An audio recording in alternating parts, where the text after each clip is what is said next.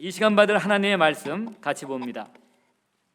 데살로니가 전서 1장 1절부터 10절입니다. 이게 오늘 여러분이 묵상할 생명의 삶 말씀이에요.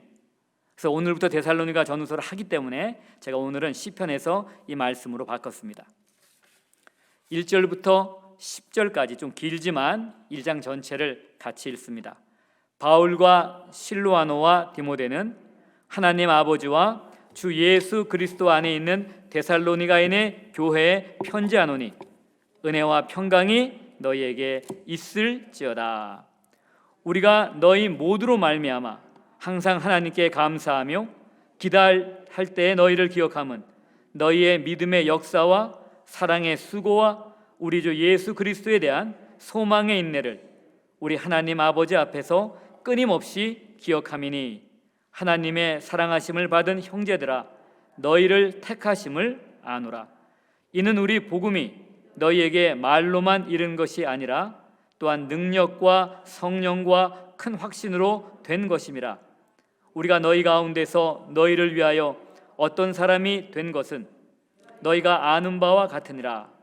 또 너희는 많은 환난 가운데서 성령의 기쁨으로 말씀을 받아 우리와 주를 본받은 자가 되었으니 그러므로 너희가 마게도냐와 아가야에 있는 모든 믿는 자의 본이 되었느니라. 주의 말씀이 너희에게로부터 마게도냐와 아가야에만 들릴 뿐 아니라 하나님을 향하는 너희 믿음의 소문이 각처에 퍼졌으므로 우리는 아무 말도 할 것이 없노라. 그들이 우리에 대하여 스스로 말하기를 우리가 어떻게 너희 가운데 들어갔는지와 너희가 어떻게 우상을 버리고 하나님께로 돌아와서 살아계시고 참되신 하나님을 섬기는지와 또 죽은 자들 가운데서 다시 살리신 그의 아들이 하늘로부터 강림하실 것을 너희가 어떻게 기다리는지를 말하니 이는 장래 노하심에서 우리를 건지시는 예수시니라. 아멘. 자리에 앉으실 때 앞뒤 자고 계신 분들하고 서로 눈빛이라도 친근하게 인사하시길 바랍니다. 또 온라인으로 예배 드리시는 분들도 서로 양옆에 계신 분 인사하시고요. 화면 향해 한번 손 한번 흔들어 주시기 바랍니다. 몇 개월 전에 어떤 분이 카카오톡으로 글을 보내주셨어요. 제목이 코로나 바이러스가 인류에게 보낸 편지. 요즘 코로나 바이러스는 편지도 쓰나 봐요. 글 가운데 일부 소개해드립니다. 시작이 이렇게 됩니다. 지구가 속삭였지만 당신들은 듣지 않았습니다. 중간에 생략합니다. 당신들은 비로소 당신들의 삶의 진정으로 중요한 것이 무엇인지 새겨볼 수 있는 시간을 갖게 되었습니다. 나는 여기에 당신들을 벌주러 와 있는 것이 아닙니다. 당신들을 깨우기 위해 온 것입니다. 내가 떠나고 이 모든 것이 지나간 후에 제발 이 시간들을 기억해 주세요. 지구의 이야기를 들어주세요. 당신 영혼의 소리에 귀 기울여 주세요. 더 이상 지구를 오염시키는 것을 멈춰주세요. 싸움을 멈추세요. 더 이상 물질적인 데 매달리지 말아주세요. 그리고 이제 이웃 사랑하기를 시작해 보세요. 지구와 그 안의 모든 생물을 보살펴 주세요. 그리고 마지막으로 창조주를 인정하세요. 그렇지 않으면 혹 내가 다시 돌아오게 될 수 있습니다. 그리고 그때는 지금보다 훨씬 강력한 모습으로 오게 될 것입니다. 코로나 바이러스로부터. 아마 이 코로나 바이러스는 베프티스트 바이러스인가 봐요. 창조주를 인정하라 라고 편지 썼습니다. 우리가 아는 대로 신종 코로나 바이러스는 우리에게 호의가 있거나 착한 녀석이 결코 아닙니다. 이거는 어떤 사람이 코로나 바이러스를 의인화해서 팬데믹 사태를 통해 우리의 삶을 돌아보고 교훈을 얻었으면 좋겠다라고 하면서 쓴 것인 것 같습니다. 이번 신종 코로나 바이러스로 인해서 잃은 것도 많고 힘든 것도 많고 불편한 것도 많습니다. 하지만 이번 팬데믹으로 인해 우리는 우리의 삶과 신앙에 대해서 진지하게 돌아볼 수 있는 기회를 가질 수가 있었습니다. 만약 지금까지 가지지 못하셨다면 오늘부터라도 여러분이 가지셔야 합니다. 여러분, 우린 지금까지 하나님을 믿는 사람으로서 신앙생활을 잘 하고 있었던 것일까요? 우리 교회는 주님의 교회로서 정말 교회다운 모습으로 지금까지 지내온 것일까요? 우리는 무엇을 기준으로 해서 개인의 신앙생활이나 교회 공동체의 신앙생활이 잘 되고 있는지를 판단할 수가 있을까요? 11월 첫째 달인 오늘부터 이 월간 말씀지 생명의 삶을 통해 데살로니가 전후서를 묵상하게 됩니다. 이 시간에는 데살로니가 전서 1장의 말씀, 그 가운데 한 절의 말씀을 통해서 그리스도인들이 개인적으로나 교회 공동체적으로 신앙생활을 잘할 때 나타나는 특징이 뭔가, 그것을 배워보도록 하겠습니다. 팬데믹 속에서 살아가기, 그 21번째 시간입니다. 오늘 우리가 읽은 이 데살로니가 전서는 사도 바울이 유럽 선교를 할 때, 보통 제2차 선교여행 또는 제2차 전도여행이라고 부르는데요, 그 유럽 선교를 할 때 데살로니가 지역에 세워진 교회를 향해서 첫 번째로 보낸 편지입니다. 왜 첫 번째라 썼냐? 두 번째 편지가 있기 때문입니다. 그래서 첫 번째를 데살로니가 전서, 두 번째를 데살로니가 후서라고 불리는 것입니다. 이 항구 도시 데살로니가는 주전 315년경에 건설된 도시고요, 이 이름은 마케도니아 왕 카산드로스의 왕비이자 알렉산더 대왕의 이복누이 데살로니카의 이름을 따서 지은 거예요. 사람의 이름을 딴 겁니다. 데살로니가. 이 도시는 당시 그리스 반도의 북쪽에 있었어요. 그래서 이 그리스 전체 땅을 쉽게 생각하시면 북쪽은 마케도니아 지방, 그리고 남부 쪽은 아가야 지방, 이렇게 여러분이 생각하시면 됩니다. 고린도가 있는 지역이죠. 아테네하고 남부 지방을 아가야 지역, 위에는 마케도니아라고 이제 하는 거죠. 그 마케도니아의 중심 도시, 그 지방의 수도였어요. 데살로니가가. 당시 인구가 얼마였냐? 지금으로부터 2000년 전인데요, 약 15만의 인구예요. 굉장히 많은 거죠. 당시 유럽을 관통하는 주도가 있었어요. 바로 그 주도가 관통하는 지역입니다. 그래서 경제적으로나 정치적으로 굉장한 요충지였어요. 그리고 로마 제국 안에서도 독특한 지위를 갖고 있는 도시이기도 한 겁니다. 지금도 이 도시는 현존해요. 그러니까 이 세상에서 존재하는 가장 오래된 도시 가운데 하나가 이 도시인데요, 여러분들이 인터넷 검색을 해보시면 요즘은 이름이 데살로니키로 돼 있어요. 현재 그리스의 제2의 도시라고 합니다. 2011년 인구 조사에 따르면 약 한 32만 명이래요. 그러니 2000년 전에 15만 명이 살았다면 얼마나 큰 도시예요. 지금도 이제 외곽 다 포함하게 되면은 100만이 넘는 그런 도시가 되겠죠. 이 데살로니키에서는 매년 국제 무역 박람회와 국제 영화제가 열리고 있다고 합니다. 지도를 한번 보시는데요, 지도가 좀 한계가 있습니다. 원래 이 레이저 포인터로 딱 이렇게 하게 되면 그 지역을 제가 보여드릴 수가 있는데 지금 이게 딱 할 수가 없어요. 그리고 화면이 레이저 포인터를 방해해요. 그림에서 제일 왼쪽 구퉁입니다. 왼쪽 구퉁이 흑색과 밑에 이제 그린 컬러인데 그쪽이 이제 그리스예요. 여러분 뉴스 들었겠지만 에게해 지역 쪽에서 지진이 발생해서 그리스 터키의 건물이 많이 무너진 거 어제 그제 뉴스 보셨죠? 바로 그 지역이에요. 제일 왼쪽에 그 부분 가운데 조금 그 중간 정도, 저 위에서 중간 정도가 바로 데살로니가라는 항구 도시다라고 하는 것입니다. 그 옆에가 이제 소아시아 터키 지역이죠. 그 정도만 그림은 보겠습니다. 이 데살로니가 전서는 사도 바울이 주후 한 50년이나 51년경 고린도라는 지역에서 쓴 것인데요, 사도 바울이 교회에 보낸 첫 번째 서신이다라고 하는 거예요. 그래서 이게 다른 어떤 서신서보다 조금 더 읽기도 쉽고 더 친근하고 그런 특징을 갖고 있는 서신서다라고 하는 것입니다. 주후약 49년경에 사도 바울은, 그리고 그 일행은 유럽으로 제2차 선교 여행을 하게 되는 거예요. 아시아에서 선교를 하는 중인데 계속해서 그쪽으로 가려고 하는데 성령님이 어느 날 막잖아요. 그게 사도행전에 나옵니다. 그래서 선교의 방향이 유럽으로 틀어지는 거예요. 세계 선교사가 바뀌는 겁니다. 그래서 그때 첫 번째 들어간 도시가 여러분이 잘 알고 있는 빌립보라는 성입니다. 그 자주장사 루디아를 만난 곳이 거기고요. 거기 빌립보 교회가 세워지죠. 거기 있다가 떠납니다. 그리고 온 데가 바로 데살로니가예요.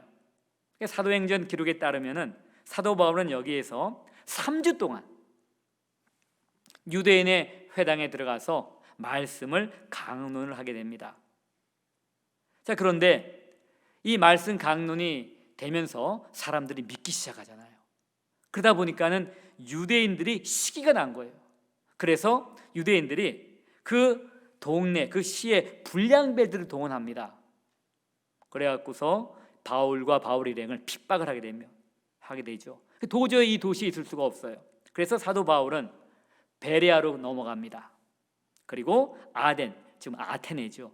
그리스의 수도가 된 아테네, 그걸 거쳐서 이제 고린도 지역에 이르게 되는 겁니다.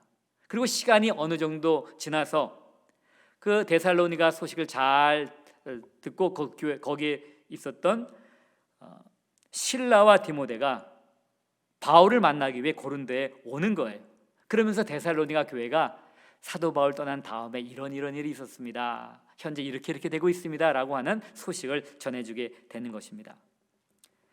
당시 데살로니가 교회 성도들은 비록 극심한 박해를 받고 있었어요. 뭐 태어난 지 얼마 안 되는 거죠. 사도 3주라고 했으니까 뭐 길게 보는 학자는 유대인 회당에만 3주고 뭐 다른 거 이렇게 포함하면은 어쩌면 3개월 아니면 길게 잡으면 6개월도 될 수 있어. 뭐 그것이 3개월이든 6개월이든 짧은 기간이잖아요. 그리고 사도 바울이 떠나가 버린 거예요. 핍박 가운데 교회가 다 사라질 수도 있죠. 성도들이 없어질 수도 있는데 극심한 박해 가운데서도 이 교회가 성장을 하는 거예요. 믿음이 성장하는 거예요. 그래서 마게도니아, 그 그리스 반도 제일 위쪽에 북부 지역의 마게도니아와 남부의 아가야에 있는 모든 믿는 자의 본이 될 정도로 빌립보 교회에 포함해서요 믿음에서 성장을 했다라고 하는 것입니다. 그들은 우상을 버리고 하나님만을 섬겼어요. 다시 오실 주님을 고대하며 박해를 견뎌냈다는 것입니다. 물론 이 데살로니가 교회에 문제가 전혀 없는 것은 아니었어요. 사실 이 세상에 완전한 교회는 없잖아요. 만약 완전한 교회가 있다고 해도 우리는 그 교회에 가면 안 돼요. 절대로 가면 안 돼요. 저도 가면 안 되고 우리 장로님, 집사님 아무도 가면 안 돼요. 왜요? 우리가 거기 가는 순간에 그 교회는 완전히 깨져버려요. 우리가 문제가 있는 사람이잖아요. 우리가 완전하지 않잖아요. 우리가 거기 들어가는 순간 그 완전한 교회는 깨지죠. 그래서 이 세상에는요 이름은 완전한 교회지만 완전한 교회는 없어요. 우리 머릿속에는 있지만요 다 불완전한 존재이죠. 그러나 건강한 교회, 좋은 교회는 있습니다. 바로 그 건강한 교회, 좋은 교회가 오늘 성경에 소개된 데살로니가의 교회였다는 거예요. 이 교회는 어떤 문제가 있었냐면은 예수님의 재림과 관련된 문제가 있는 거예요. 너무 예수님의 재림을 심각하게 믿어갖고 아마 어떤 사람이 하얀 옷을 입고 뭐 집에 어디 모여서 아니면 산에 모여서 기도만 했는지는 모르겠지만 일을 안 하려고 하는 사람이 있는 겁니다. 마치 한국에 직장 그만두고 학교 그만두고 뭐 사람들이 일 다 그만두고 주님 오시니까 주님만 재림만 고대하자 그런 식의 일이 이 데살로니가 교회에 벌어진 거예요. 그게 이제 문제였습니다. 데살로니가 교회의 이런 상황을 알게 된 사도 바울은 한편으로는 교회 성도들의 믿음을 칭찬하고 신앙생활을 격려하기 위해서, 다른 한편으로는 예수님의 재림과 관련된 문제를 대한 교훈과 권면을 주기 위해서 펜을 든 겁니다. 그리고 성령의 감동 가운데 데살로니가 전서를 쓰게 되었어요. 자, 이미 말씀드린 대로 우리는 이 말씀 가운데 한 절을 통해서, 여긴 참 묵상한 말씀이 많죠. 특별히 신약성경은 그렇습니다. 그 한 절의 말씀 통해 그리스도인의 삶에 꼭 있어야 될 것, 그리스도의 몸된 교회에 꼭 있어야 될 신앙적인 특징이 뭐냐, 좋은 교회의 특징, 좋은 성도의 특징이 뭐냐 하는 것 간단하게 한번 배워보려고 합니다. 3절 말씀 제가 읽어드립니다. 너희의 믿음의 역사와 사랑의 수고와 우리 주 예수 그리스도에 대한 소망의 인내를 우리 하나님 아버지 앞에서 끊임없이 기억함이니. 사도 바울 일행이 데살로니가 교회의 교인들로 인해 하나님께 특별히 감사하고 그들이 기도할 때마다 기억하는 게 있었어요.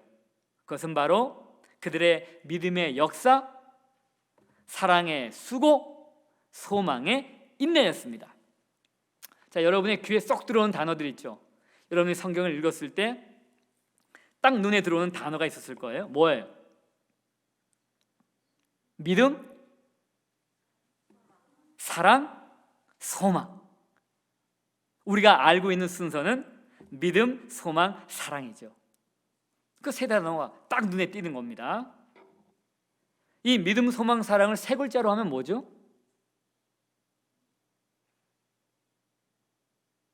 이거 넌센스 퀴즈 아니에요.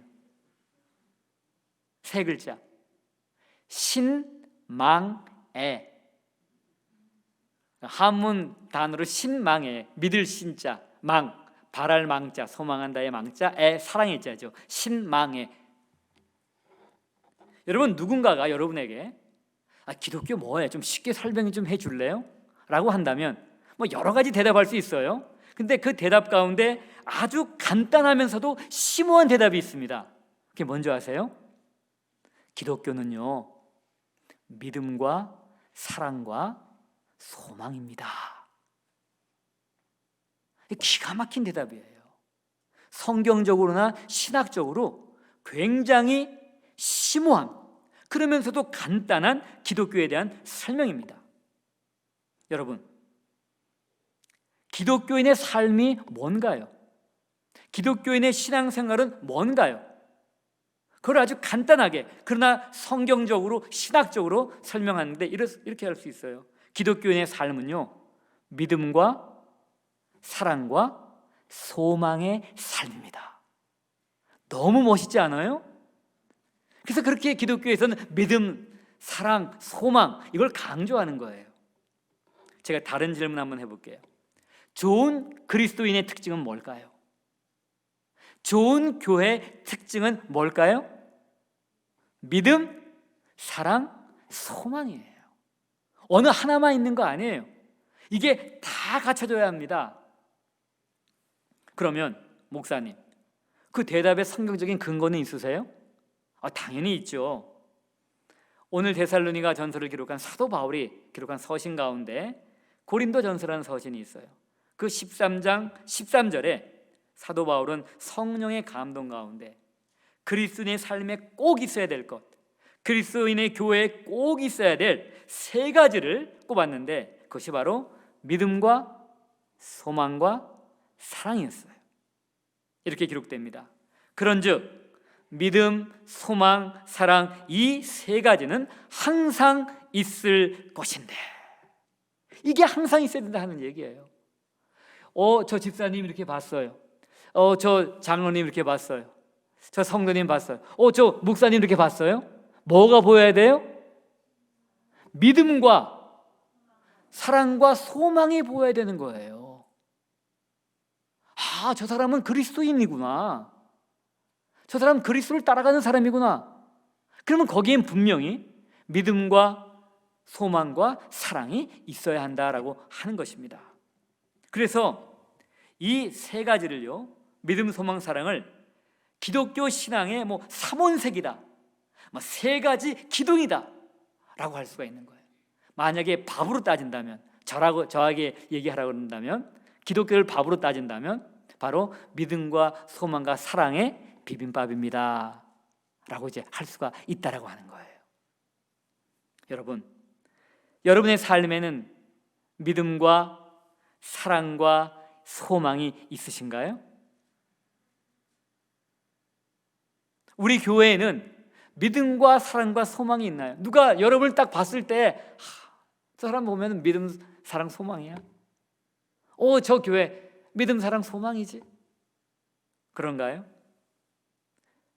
믿음, 사랑, 소망이 있냐라고 물어보니까 늘 듣던 단어인데 쉬운 단어인 것 같은데 대답을 하려니까는 뭔가 분명하지 않은 것 같기도 해요.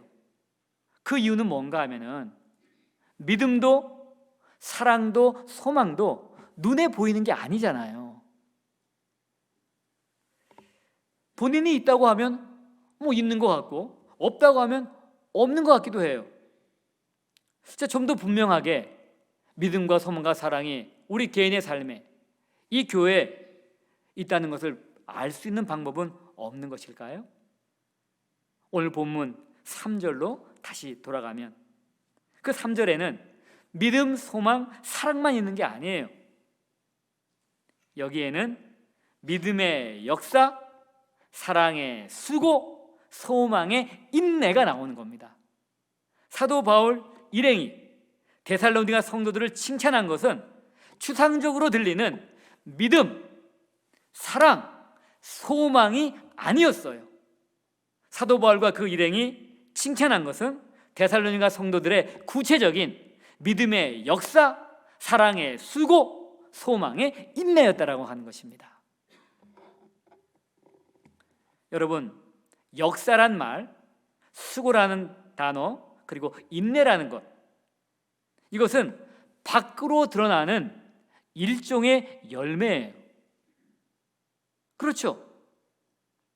믿음은 눈에 안 보이지만 믿음의 역사는 보인다는 얘기입니다. 사랑은 안 보이지만 사랑의 수고는 보인다고 하는 거예요. 소망은 보이지 않지만 소망을 갖고 하는 인내는 보인다는 얘기예요. 그런 의미에서 이것들은 밖으로 드러나는 일종의 열매라고 하는 것이죠.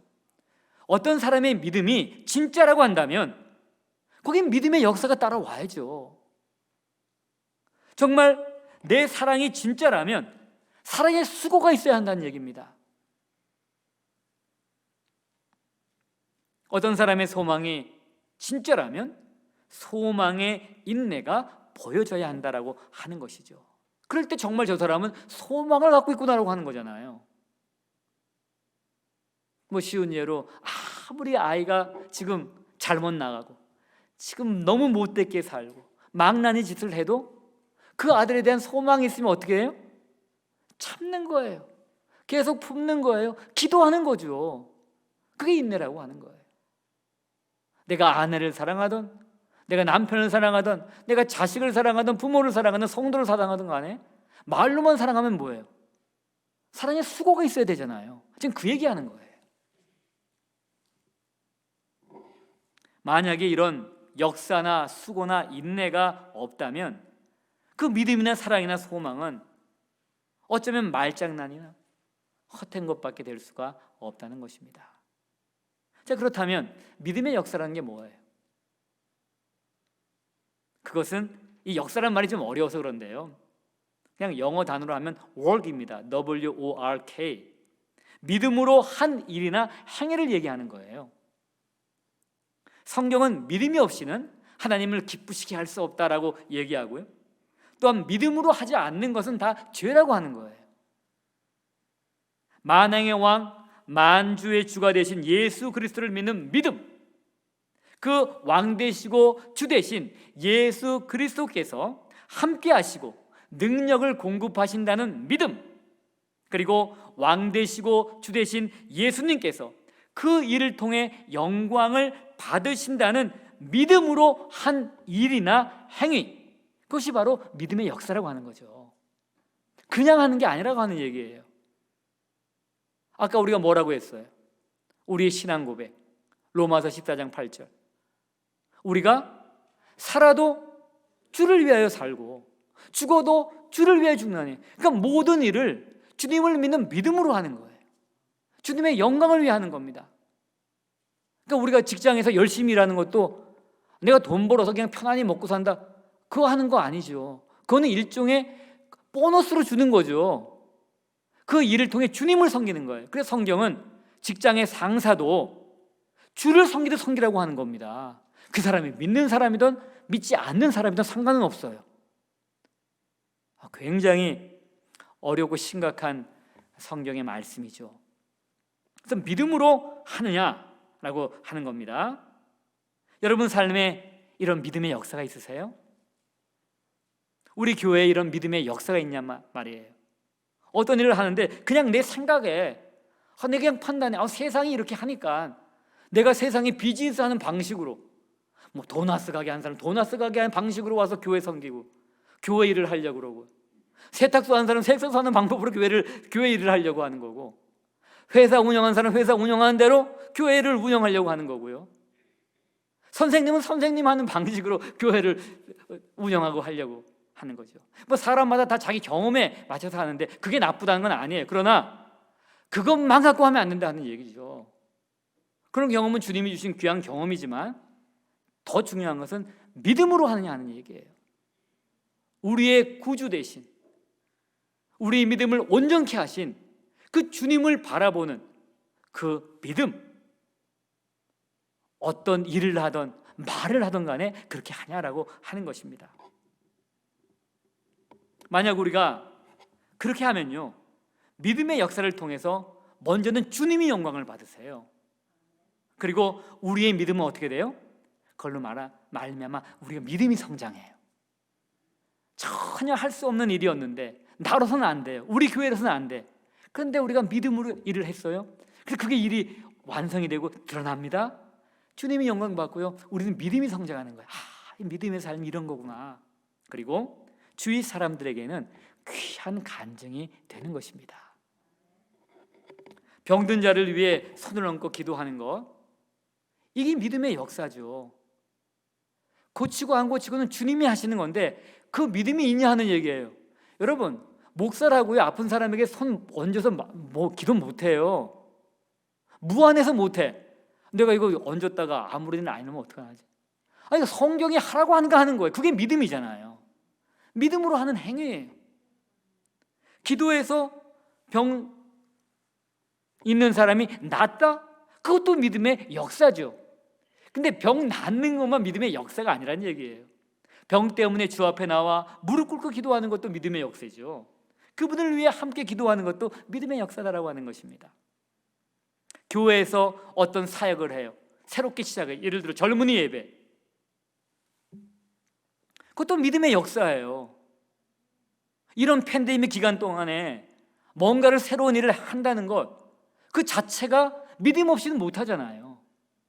그럼 믿음의 역사죠. 계속해서 믿음의 역사가 일어나도록 여러분은 기도해 주셔야 되는 것입니다. 이걸 위해서 또 믿음으로 기도하면서 나가야 돼요. 그러면서 다시 우리의 믿음이 더 성장을 하는 거예요. 더 큰 믿음의 역사를 항해하고 더 큰 믿음의 역사를 경험을 하게 되는 것입니다. 하나님이 이를 통해 영광을 받으시죠. 여러분, 예를 들어서 이거 한번 생각해 보세요. 이게 여러분이 간단한 일이라고 생각할 수 있는데, 우리가 팬데믹 기간 동안에 푸드 팬츄리 사역을 시작했어요. 팬데믹 때문에 다른 데서는 이미 푸드 팬츄리 사역을 하다가 문을 닫았어요. 이건 위험해서 안 된다라고 하는 거예요. 오는 사람을 위해서도 그렇고 봉사자를 위해서도 그렇고, 그래서 곳곳에서 푸드 팬츄리가 클로즈가 된 거예요. 그러니까 다른 때보다 더 시급한 거죠. 또 그리고 레이업을 많이 당했잖아요. 사람들이 먹고 사는 게 정말 문제가 될 시기까지 온 겁니다. 이런 시기에 새로운 사역, 그것도 푸드 팬츄리 사역을 시작하는 것 자체가 믿음의 역사예요. 저는 그냥 건네봤죠, 우리 팀장님들에게. 근데 하시겠다는 거예요. 저보다 믿음이 더하신 거예요. 발렌티어들도 오겠다는 거예요. 저보다 믿음이 더한 거죠. 그러다가 갑자기 피크를 갔어요. 이 팬데믹이 다 클로즈되고 막 1000명씩 올라갈 때입니다. 이 달라스 카운티가 지금 700명, 800명 됐다고 막 난리 난다고 하는데, 그 당시엔 1000명이 넘어가 버렸어요. 클로즈 할 거냐, 계속 할 거냐, 하시겠대요. 그 믿음의 역사죠. 지난 6개월 동안 이 사역을 지속해 온 것 자체도 믿음의 역사라고 하는 것입니다. 사랑의 수고란 말은 여러분이 좀 더 이해하기가 쉽겠죠. 믿음의 역사는 역사란 말 자체가 좀 어려워서 그렇죠. 사랑의 수고는 사랑으로 섬기는 거다. 간단하게 설명하면 그거예요. 근데 이 사랑의 근원이 뭐냐 하는 얘기입니다. 원체 그 사람은 마음이 이렇게 좋아서 늘 사랑이 풍부해. 그건 이제 인간적인 사랑이죠. 오늘 여기 성경에서 얘기하는 이 사랑의 근원은요, 예수 그리스도 안에 나타난 하나님의 사랑이에요. 그게 사랑의 근원입니다. 또 이 사랑은 예수 그리스도께서 십자가에서 보여주신 헌신적인 사랑이에요. 바로 이 사랑이 이 사랑의 수고의 근원이 되어야 된다라고 하는 것입니다. 그래서 저나 여러분이나 그리스도인들이요, 이 사랑에 매여서, 이 사랑에 감사해서, 이 사랑에 젖어서 하나님을 사랑하고 이웃을 사랑하는 거예요. 바로 이렇게 사랑하고 섬기는 것, 그것이 사랑의 수고다라고 하는 것입니다. 그러면 여러분의 삶에 이 사랑의 수고가 있냐라고 하는 거예요. 사랑은 많이 얘기해. 그 사랑이 없어. 왜 그 교회는 사랑이 없어? 왜 그 목사님은 사랑이 없어? 왜 그 집사님은 사랑이 없어? 뭐 그러는 여러분은요? 그러는 당신은요? 입으로는 사랑을 얘기하는데 무슨 사랑의 수고를 지금까지 해오셨나요? 예수님을 영접한 이후에 지금까지 나는 어떤 사랑의 수고를 해왔냐 하는 얘기예요. 그리고 주님의 몸된 교회라고 하는 이 교회는 그런 사랑의 수고를 하고 있느냐라고 하는 것입니다. 팬데믹 동안에 성도님들이 꾸준히 교회에 오셔서 이런저런 일을 하고 하셨어요. 제가 있을 때도 하시기도 하고 제가 없을 때도 하시기도 했어요. 그리고 어떤 경우에는요, 교회 예산을 우리가 갖고 이것저것 손보기도 하고 일을 했습니다. 근데 어떤 경우는 더 많은 경우라고 할 수 있죠. 자기 돈으로 일을 할 때가 있었어요. 교회 청구도 하지 않고 이 팬데믹 기간에 교회를 나오셔갖고 또 뭐 건강한 몸으로 교회 나와서 섬기는 분들도 계셨어요. 저는 이렇게 와서 일을 하시길래 연세도 있으셔도 몸이 괜찮으신가 보다 그렇게 생각했어요. 근데 이제 가만히 얘기하다 보면 이것저것 다른 성도님들하고 똑같이 몸 아픈 데가 다 있어요. 손가락은 무슨 관절염이 있습니다. 허리는 뭐가 이렇게. 근데 그런 몸을 갖고도요 와서 섬기시는 거예요. 내색을 안 하시는 거죠. 저는 내색을 안 하니까 몰랐죠. 모두가 주님을 사랑하고 주님의 몸된 교회를 사랑해서 사랑의 수고를 하신 것이었습니다. 병원이든 양론이든 어디든지 간에 마스크가 필요하다고 하면요 50개든 100개든 150개든 많게는 200개든 우리가 만들어 드려요. 지난 반년 이상 아마 수천 개를 만든 것 같은데 재봉 일을 하지 않던 사람들이 재봉 일을 하다 보니까는 눈도 불편하고 손가락도 불편하고 허리도 불편하고 오래 앉으시는 분도 엉덩이도 불편하고 불편한 게 많죠. 그래서 섬기는 거예요. 바로 사랑 때문이죠. 음식이 필요한 이웃들이 교회로 찾아오니까요 비가 와도 바람이 불어도 뭐 팬데믹 때문에 이 감염증 때문에 그 숫자가 올라가고 내려가고 한다고 해도 상관하지 않고 연휴가 돼도 풋 펜츄리 자원봉사를 위해 매주 토요일마다 와서 섬기는 거예요. 제가 지난주에 봉사 왔던 어떤 분에게 물어봤습니다. 생스기빙이 얼마 안 남았는데 생스기빙은 목요일이고 그 다음에 이제 우리가 하게 되면은 토요일 날 하게 되는데 아마 사람들이 못 나올 수도 있을 것 같은데 자원봉사자들이 혹시 어떻게 되나요? 했더니 한 며칠간 쉰대요. 그럼 어떻게 하실 생각이 됐더니 나온다는 거예요. 봉사하러. 근데 제가 더 놀란 거는 그런데 지금까지는 제가 직장 다녀서 금요일 날 못 나왔는데요. 그때는 금요일 쉬니까 그 음식 픽업하러 저도 갈게요. 와, 제가 참 이건 목사보다 낫다 그런 생각이 드는 거예요. 그게 사랑의 수고죠. 소망의 인내는 데살로니가 교회의 상황에서는 심각한 박해 가운데서도 다시 오실 예수 그리스도에 대한 소망으로 인해서 모든 것을 견뎌내는 것을 의미한 겁니다. 당시 상황에서는. 오늘날 우리로 말한다면 이 팬데믹 가운데서 모든 것을 합력하여 선을 이루실 그 하나님을 소망하면서 두렵고 불안하고 답답한 현실을 하루하루 견뎌내 나가는 거예요. 그게 바로 소망의 인내가 되는 것입니다. 또 한 소망의 인내라고 하는 것은 우리 삶에서 겪게 되는 온갖 시련과 고통 가운데서도 주님을 소망하며 견뎌내는 거예요. 꼭 팬데믹 속에서만 아니죠. 다양한 여러 가지 어려움이 있잖아요.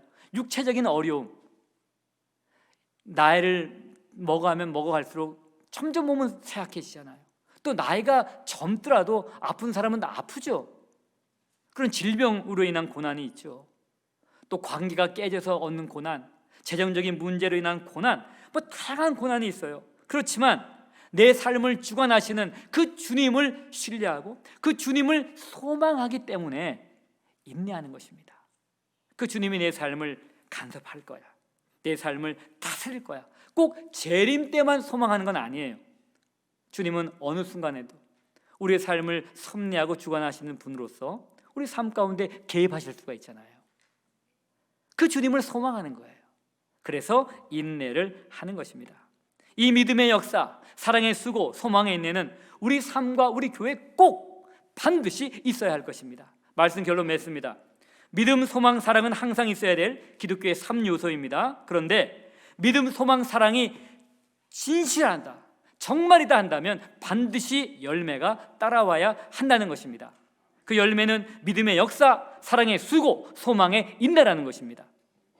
좋은 그리스도인, 진정한 그리스도인의 삶에는 믿음의 역사, 사랑의 수고, 소망의 인내가 있어야 하는 것입니다. 좋은 교회, 진정한 교회에는 믿음의 역사, 사랑의 수고, 소망의 인내가 있어야 하는 것입니다. 전례를 찾아볼 수 없는 팬데믹 속에 살면서 믿음의 역사와 사랑의 수고와 소망의 인내를 회복하시기를 바랍니다. 팬데믹 속에 살면서 믿음의 역사, 사랑의 수고, 소망의 인내가 충만한 우리의 삶과 우리 교회가 되기를 간절히 바랍니다. 오늘 말씀 생각하시면서 잠깐 같이 기도하겠습니다.